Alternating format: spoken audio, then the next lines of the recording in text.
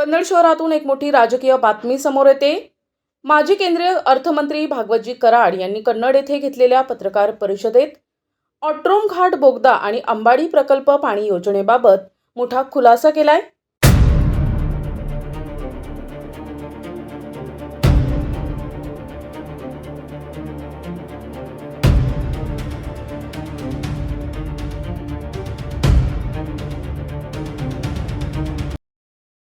कन्नड तालुक्यातील अत्यंत महत्त्वाच्या असलेल्या ऑट्रोम घाटातील बोगदा प्रकल्पाच्या विकासामागे आमचेच योगदान आहे, असा ठाम दावा माजी केंद्रीय अर्थमंत्री भागवतजी कराड यांनी आज कन्नड येथे घेतलेल्या पत्रकार परिषदेत केलाय। पत्रकारांशी बोलताना कराड म्हणाले की घाट बोगद्याचं काम जेव्हा सुरू झाले त्या काळात अनेकांना या प्रकल्पाची माहितीही नव्हती। कन्नड आणि परिसरातील जनतेला पाणी मिळावं यासाठी आम्हीच केंद्र आणि राज्य स्तरावर प्रयत्न केले, त्यामुळे या योजनेचे श्रेय घेण्याचा अधिकार आमचाच आहे, असंही कराड यांनी स्पष्ट शब्दात सांगितलंय। कराड यांच्या या वक्तव्यामुळे कन्नड तालुक्याच्या राजकारणात पुन्हा एकदा श्रेयवादावरून चर्चांना उधाण आलंय। यापूर्वी या प्रकल्पांवर विद्यमान लोकप्रतिनिधींनीही श्रेय घेतले होते, मात्र आजच्या या दाव्यामुळे पुन्हा नव्या वादाला सुरुवात होण्याची शक्यता आहे। ऑट्रोम घाट बोगदा आणि अंबाडी पाणी योजनेवरून आता श्रेयवाद पेटणार का, याकडे संपूर्ण तालुक्याचं लक्ष लागलंय। तर बसेस किंवा कंटेनर 140 डिग्रीने जाऊ शकतात, म्हणून रेल्वेला जो बोगदा लागत होता तो 17.5 किलोमीटरचा बोगदा लागत होता आणि ट्रान्सपोर्टला जो बोगदा लागतो तो 5.5 किलोमीटरचा बोगदा लागतो। त्या बैठकीला मी स्वतः साधारण 8-10 महिन्यापूर्वी उपस्थित। त्यानंतर कलेक्टर ऑफिसमध्ये आम्ही बैठक घेतली, कारण त्या प्रेझेंटेशन करण्यासाठी शेवटी इथलं ओपिनियन त्यांना पाहिजे होतं। तर दोन्ही अधिकारी, रेल्वेचे अधिकारी आणि ट्रान्सपोर्टचे म्हणजे नॅशनल हायवेचे अधिकारी यांची बैठक कलेक्टर ऑफिसमध्ये घेतल्यानंतर त्यांनी सांगितलं की जर दोन्ही एकत्र करायचं असेल तर 3 बोगदे पॅरलल करावे लागतील आणि साधारण त्या ह्याला 8 ते 9 हजार रुपये खर्च 3 बोगद्यांना आणि 17 किलोमीटरचे 3 बोगदे करावे लागतील।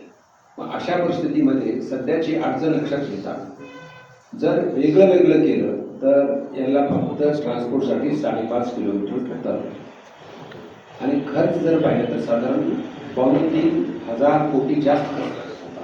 म्हणून त्यांना मला माझं पत्र द्यावं लागलं की आता एकत्र न करता गडकरी साहेबांच्या नावाने की तुम्ही वेगवेगळे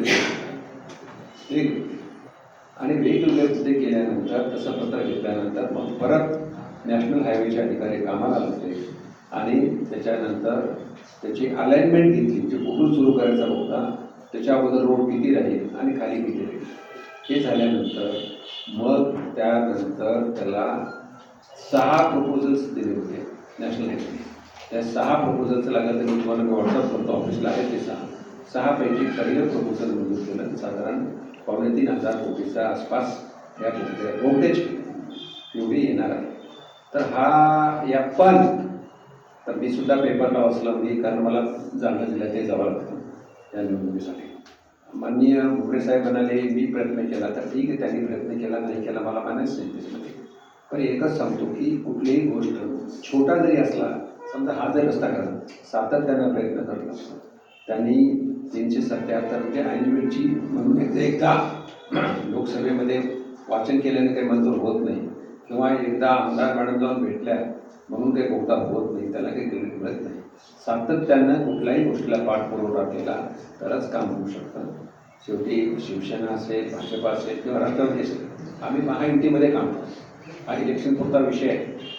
म्हणून हा विषय सातत्यानं भाजपच्या माध्यमातून इम्पॅक्ट करतो। तुम्ही आलो त्यावेळेस आपण गडकरी साहेबांकडे गेलो, भाजपच्या लोकांना विचारलं त्यावेळेस म्हणून याचा श्रेय कोण लागतंय आणि कोण केलंय असं ह्याच्याखाली शीर्षकाखाली बातमी आली होती। तर ते शेवटी जनता हुशार आहे, जनतेला माहीत आहे कोणी केलेलं आहे। तुमच्या बातम्या कधी हे असते कधी ते असते, तुम्हाला ते लिहित असतात, पण जनता करते। तिसरा महत्त्वाचा विषय म्हणजे रेल्वेसाठी। आता रेल्वेसाठी म्हणजे संभाजीनगर टू कन्नड टू चाळीसगाव या रेल्वेसाठी सुद्धा आमचा प्रयत्न आहे. सातत्यानं मी खासदार झालो तेव्हापासून किंबहुना मराठवाडा डेव्हलपमेंट बोर्डचा चेअरमन होतो तेव्हापासून आम्ही प्रयत्न करतोय आणि हाच रूट पुढे संभाजीनगर, पैठण, गेवराई, बीड, सोलापूर असं म्हणजे एकंदरीत त्या बैठकीमध्ये राम भोगले होते. म्हणजे मला आठवते आता 7-8 महिन्यापूर्वी हे बोगद्याचे म्हणतात ना आम्ही करतोय. तर राम भोगले म्हणाले की 3000 गाड्या या शहरात तयार होणार आहेत. नॉर्थमध्ये जातील रेल्वेने संभाजीनगर, साऊथमध्ये, पण आम्हाला इकडे न्यायचं असेल तर आम्हाला कनेक्टिव्हिटी लागणार आहे. म्हणून ही रेल्वे सुद्धा गरजेची आहे आणि रेल्वेची गरजेची आहे आणि त्याच दिवशी अश्विनी आपले रेल्वे मंत्री आले, त्यांनी सांगून याचा सर्वे सुरू केलेला आहे. म्हणजे एकंदरीत कन्नडच्या विकासासाठी रेल्वे लाईन असेल, पांढरण घाटामध्ये नॅशनल हायवेला लागणारा टनेल असेल, पाणी पुरवठा असेल, हे पूर्णपणे भारतीय जनता पार्टीचे पदाधिकारी यांच्या मार्फत आम्ही केलेलं आहे. त्याचबरोबर मी मंत्री असताना जवळजवळ 150 कोटी रुपयाचे आपण रस्ते दिले नाबार्डच्या, म्हणजे कन्नडसाठी 250 कोटी रुपये आपण नाबार्डचे आणले होते. त्यातले 150 कोटी कन्नडच्या ग्रामीण भागातले हे सुद्धा आमच्या माध्यमातून आणले. आज फक्त एवढंच सांगू इच्छितो की माननीय फडणवीस साहेबांच्या नेतृत्वामध्ये, दोन्ही मुख्यमंत्री यांच्या नेतृत्वामध्ये जे महायुतीचं सरकार, महायुतीमध्ये त्याच्यावरच होतं आहे. त्याच्यात थोडं बहुत आम्ही कोणी काम केलं आणि कोण श्रेय लावायचा प्रयत्न करत आहे ते शिक्षक मी कुठल्या तरी पेपरला वाचलं, म्हणून मी परत एक्सप्लेन करायला लागलो की खरं श्रेय कोणी घेण्यापेक्षा काम महत्त्वाचं आहे. ते काम झालेलं आहे आणि ह्या कामामध्ये आम्ही स्वतः मागच्या काही वर्षापासून प्रयत्न करतो. त्याचे सर्व दिलेले निवेदन्स असतील, फोटो असतील, फेसबुक असेल, हे सगळ्यावरती दिलेलं आहे. तर मी आपल्या माध्यमातून विनंती करणार आहे की कन्नडच्या विकासासाठी स्वातीताई कोल्हे या एक अनुभवी नगराध्यक्ष आहेत.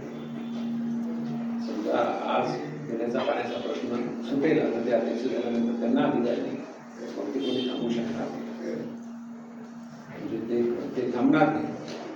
पिण्याचा पाण्याचा प्रश्न असेल, या शहरातील ड्रेनेजचा प्रश्न असेल, एखादं चांगलं नाट्यगृह व्हायचं म्हणून प्रश्न असेल, किंवा इथं मला वाटतं स्टेडियम पडलेलं आहे ते बांधलं की नाही मला माहिती अपूर्ण तो प्रश्न असेल, तर हे सर्व स्वातीताई कोल्हे अध्यक्ष झाल्यानंतर त्यांच्याबरोबर भारतीय जनता पार्टी राहील आणि कन्नड एक आदर्श नगरपालिका म्हणून कशी राहील त्यासाठी आम्ही प्रयत्न करू. मी आपल्याला विनंती करतो, आपल्या माध्यमातून सुद्धा आम्हाला जेवढं शक्य होईल तेवढं शक्य करावं आणि कन्नडच्या विकासासाठी प्रयत्न करावं. तुम्हाला जे विचार सर विचार अंबाडी धरणाच्या त्यावेळेस म्हणजे ही प्रोसेस अगोदर सुरू झालेली आहे. ते मला वाटतं भोंगरे साहेब खासदार उमेदवार येण्याच्या अगोदर, भोंगरे साहेब आले नाही का महिन्यात खासदार झाले, 1 महिना काम केलं असेल उमेदवार येण्याच्या अगोदर.